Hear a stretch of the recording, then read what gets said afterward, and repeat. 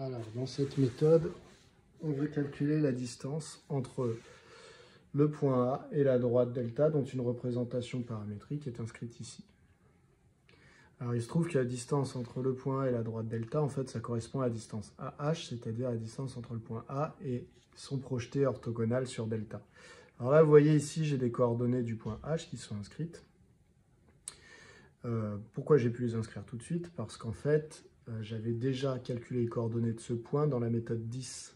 J'avais pris exactement cette droite-là et ce point A qui est ici.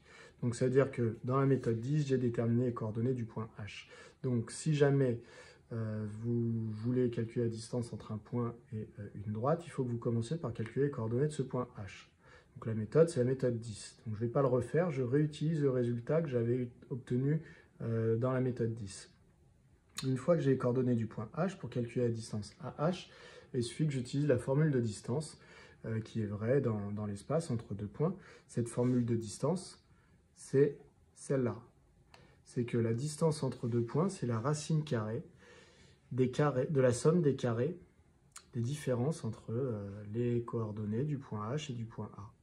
Donc xh moins xa au carré, plus yh moins yk au carré, plus zh moins za au carré.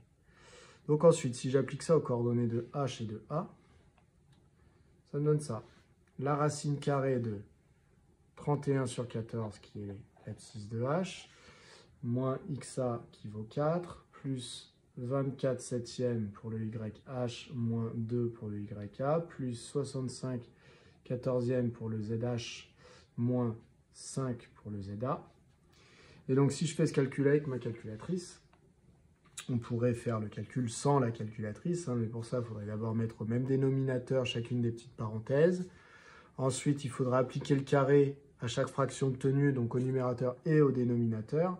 Ensuite, il faudra additionner les trois fractions là, donc en mettant au même dénominateur. Et ensuite, on appliquerait la racine carrée au résultat de la somme des trois fractions, donc au numérateur, au dénominateur.